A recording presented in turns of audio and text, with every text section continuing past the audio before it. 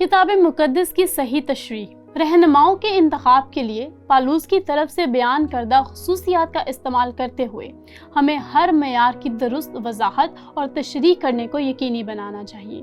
میں مشل ہوں۔ اس اصول کو سمجھنے کے لیے ہمیں یہ سمجھنے کی ضرورت ہے کہ پالوس نے دو طرفہ کام کو پورا کرنے کے لیے تیتس کو کریتے میں چھوڑا تھا، اور یہ وہ کام ہے جسے باب 1 کی آیت 5 میں بیان کیا گیا ہے۔ میں نے تجھے کریتے میں اس لیے چھوڑا تھا کہ تو باقی ماندہ باتوں کو درست کرے۔ یہ پہلی ذمہ داری ہے کہ تو باقی ماندہ باتوں کو درست کرے اور میرے حکم کے مطابق شہر با شہر ایسے بزرگوں کو مقرر کرے۔ اب آپ کو ایک نقطہ نظر دینے کے لیے آئیے کریتے پر ایک نظر ڈالتے ہیں جب رسول پالوس نے تیتس کو وہاں چھوڑا تھا۔ اس اصل نقشے میں آپ اس جزیرے پر تقریباً 10 بڑے شہر دیکھتے ہیں۔ کچھ لوگ کہتے ہیں کہ جب آپ ان بڑے شہروں کو گھیرے ہوئے گاؤں کو شامل کرتے ہیں تو کم از کم 20 تھے، اور آپ دیکھیں گے کہ نقشے کے عین وسط میں آج بھی اس علاقے کا اہم دارالحکومت ہے، اس علاقے کا مرکز ہے۔ اور اگر آپ اس شہر میں جائیں تو آپ دیکھیں گے کہ تیتس کو اس جزیرے پر ایک مسیحی ایماندار اور مشنری کی حیثیت سے اس کی خدمت کی وجہ سے یاد کیا جاتا ہے اور اس کا احترام کیا جاتا ہے۔ اب میں آپ کو یہ دکھانے کے لیے یہاں تھوڑا سا وسیع پیمانے پر نظر ڈالنا چاہتی ہوں کہ تیتس کو لکھے گئے اس خط میں ہم جو کچھ دیکھتے ہیں وہ دراصل رسول پالوس کا نئی کلیسیا قائم کرنے کا نمونہ ہے، اور یقیناً دوسرے رسولوں کو بھی عکاسی کرتا ہے۔ اور اس بات کو سمجھنے میں آپ کی مدد کرنے کے لیے میں آپ کو اعمال 14 میں واپس لے جانا چاہتی ہوں جو پہلے مشنری سفر کے بارے میں ہے، اور اعمال 21:14 میں لکھا ہے، اور وہ اس شہر میں خوشخبری سنا کر اور بہت سے شاگرد کر کے۔ اب اگر آپ سیاق و سباق پر نظر ڈالیں تو پالوس پہلے ہی انطاکیہ میں جا چکا تھا، اور وہ اکونیم اور لسترا میں بھی جا چکا تھا۔ پھر وہ دربہ چلا گیا جہاں اس نے شاگرد بنائے جو ارشاد اعظم کے پہلے حصہ کو انجام دینا ہے، جب یسوع نے کہا تھا ایمانداروں جاؤ شاگرد بناؤ۔ لیکن پھر یہاں پر ہم پالوس کا ماڈل دیکھتے ہیں جب اس نے تیتس کو لکھا، کیونکہ یہ ہوا اب میں نے پالوس کے تیتس کو لکھے گئے الفاظ کا استعمال کیا تاکہ آپ کو یہاں جو کچھ ہوا اس کی ایک مثال دے سکے۔ اس نے کہا باقی ماندہ باتوں کو درست کر۔ دربی میں شاگرد بنانے کے بعد پالوس نے برناباس کے ساتھ کیا کیا؟ ہم پڑھتے ہیں لسترا اور اکونیم اور انطاکیہ کو واپس آئے، اور ویسے جہاں انہوں نے بہت سے شاگرد بنائے تھے، لیکن پھر لکھا ہے اور شاگردوں کے دلوں کو مضبوط کرتے اور یہ نصیحت دیتے تھے کہ ایمان پر قائم رہو، اور کہتے تھے ضرور ہے کہ ہم بہت مصیبتیں سہ کر خدا کی بادشاہی میں داخل ہوں۔ دوسرے لفظوں میں پالوس کہہ رہا ہے تیتس میں تجھے کریتے میں وہی کام کرنے کے لیے چھوڑ رہا ہوں جو ہم نے پہلے مشنری سفر اور دیگر سفر میں کیا تھا۔ جو کچھ باقی رہ گیا وہ کر لے، کیونکہ ان لوگوں کو ایمان میں بڑھنے کی ضرورت ہے، انہیں مضبوط کرنے کی ضرورت ہے، ان کی حوصلہ افزائی کرنے کی ضرورت ہے۔ لیکن دوسری بات یہ ہے کہ ہمارے پاس اعمال میں اس ماڈل میں، اس نئی کلیسیا قائم کرنے کے ماڈل میں پالوس نے تیتس کو لکھا تھا کہ ہر شہر میں بزرگوں کو مقرر کیا جائے۔ دیکھیں کہ اعمال 23:14 میں کیا ہوا۔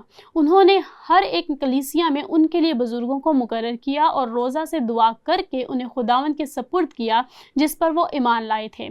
دوسرے لفظوں میں پالوس تیتس سے کہہ رہا ہے کہ میں چاہتا ہوں کہ تو وہی کام کرے جو میں اپنے مشنری سفر میں کرتا رہا ہوں، اور یہ نئی کلیسیا قائم کرنے کا نمونہ ہے، اور یہ ایک مشکل کام ہونے جا رہا ہے۔ جو کچھ باقی رہ گیا تھا اسے درست کر۔ کریتے میں بہت سے نابالغ ایماندار ہیں، اور ہر شہر میں جہاں جہاں کلیسیا ہے وہاں بزرگ مقرر کر، اور یہ واقعی ایک مشکل کام ہونے جا رہا ہے۔ ایسے افراد کو تلاش کرنا جو قیادت سنبھالنے کے قابل ہوں، اور پھر وہ بنیادی قابلیت دیتا ہے جو بے الزام اور ایک ایک بیوی کے شوہر ہوں، اور ان کے بچے ایماندار اور بدچلنی اور سرکشی کے الزام سے پاک ہوں۔ دو بنیادی قابلیتیں ہوں۔ پالوس کا کیا مطلب ہے؟ یہ وہ جگہ ہے جہاں مجھے لگتا ہے کہ ہم بائبل کی غلط تشریح کر سکتے ہیں، اور میں اس اصول کو دہراتی ہوں تاکہ آپ تعلق کو دیکھ سکیں۔ رہنماؤں کے انتخاب کے لیے پالوس کی طرف سے بیان کردہ خصوصیات کا استعمال کرتے ہوئے ہمیں ہر معیار کی درست وضاحت اور تشریح کرنے کو یقینی بنانا چاہیے۔ جب پالوس یہ کہتا ہے تو اس کا کیا مطلب ہے؟ سب سے پہلے میں آپ کو پس منظر بتاتی ہوں۔ میں نے اسے 3 عورتوں کا مرد کہا ہے۔ نئے عہد نامہ کی دنیا میں اثر و سراغ رکھنے والے ایک غیر ایماندار شخص کی زندگی میں اکثر 3 عورتیں ہوتی تھیں، اور یہ خاص طور پر کریتے میں عین ممکن تھا۔ یہ نئے عہد نامہ کی دنیا کے سب سے غیر اخلاقی علاقوں میں سے ایک کے طور پر جانا جاتا تھا، لیکن اس معاملے میں یہ جائز تھا جیسے رومی حکومت نے تسلیم کیا تھا۔ وہ 3 عورتیں کون سی تھیں؟ اس کی بیوی، مقامی مندر میں ایک طوائف، اور اس کے گھر میں رہنے والی ایک غلام لڑکی۔ غیر ایماندار دنیا میں بہت عام ہے، تاہم جب یہ لوگ یسوع مسیح کے پیروکار بن گئے تو انہیں شادی کے لیے خدا کے منصوبے کی پیروی کرنا سکھایا گیا، ایک عورت کا شوہر ہونا۔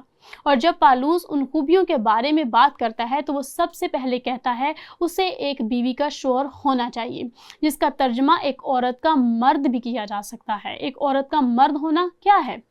سادہ سی بات ہے، ایک عورت کا مرد ہونے کا مطلب یہ ہے ایک مرد کی حیثیت سے میں صرف ایک عورت کے ساتھ جنسی تعلق قائم کر سکتا ہوں، میری ایک اور واحد بیوی۔ خلاصہ یہ ہے، یہ اخلاقی پاکیزگی ہے اور پالوس یہی کہہ رہا تھا۔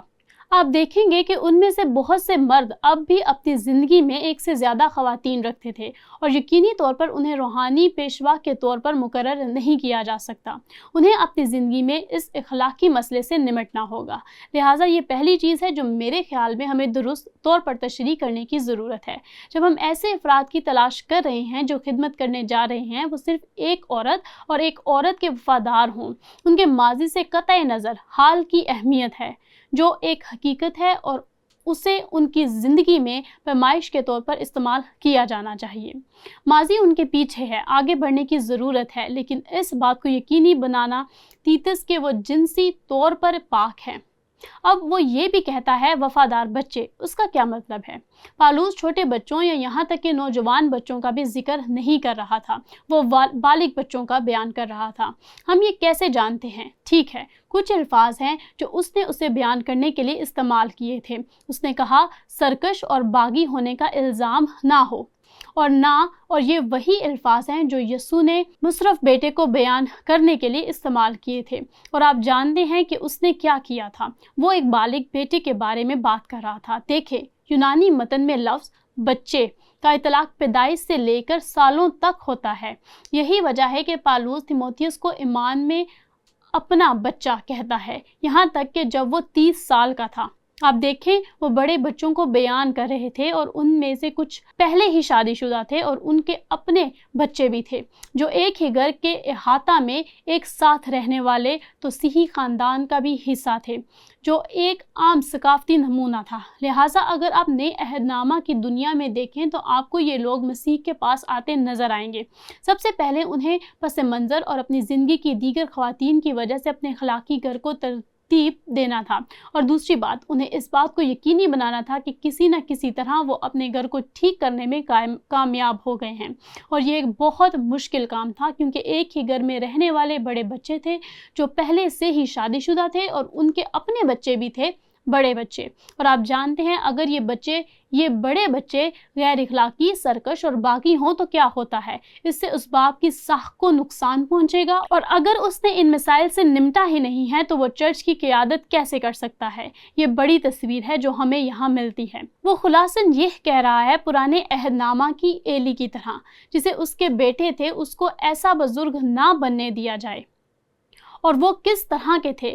وہ ہیکل میں قربانی کے قوانین کی خلاف ورزی کر رہے تھے، اور ایلی کے بیٹے بہت شریر تھے۔ انہوں نے خداوند کو نہ پہچانا، انہوں نے خدا اور قربانی میں کاہنوں کے حصہ کی عزت نہ کی۔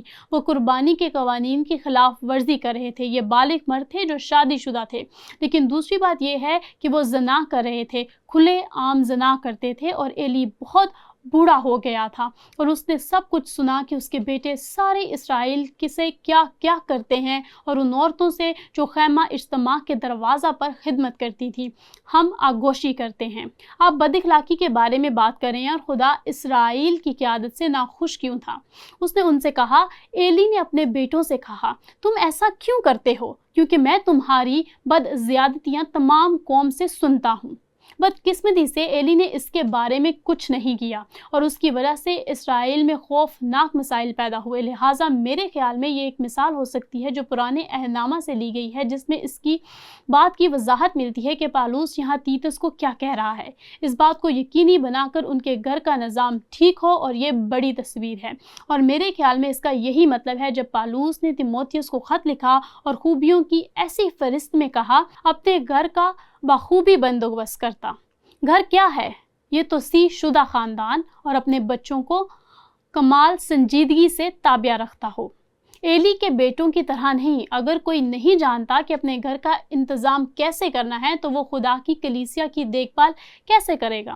لہٰذا بنیادی طور پر میں جو کہہ رہی ہوں وہ یہ ہے کہ جب ہم لوگوں کا انتخاب کر رہے ہیں تو ہمیں بائبل کی احتیاط سے تشریح کرنے کی ضرورت ہے، کیونکہ وہ قدرتی خواہشات کے حامل چھوٹے بچوں اور یہاں تک کہ 9 عمروں کا ذکر نہیں کر رہا، وہ بڑے بالغ بچوں کے بارے میں بات کر رہا ہے جو خدا کی مرضی کے خلاف زندگی گزار رہے ہیں۔ اب میں اس معیار کو کم نہیں کر رہی ہوں، لیکن مجھے لگتا ہے کہ بعض اوقات ہم خاص طور پر والدین کے طور پر لوگوں کو قصوروار ٹھہراتے ہیں، کیونکہ ہمارے پاس کاملیت کا ایک معیار ہے جس پر کوئی پورا نہیں اتر سکتا۔ یہی وجہ ہے کہ ہمیں واقعی اس اصول کو سمجھنے کی ضرورت ہے۔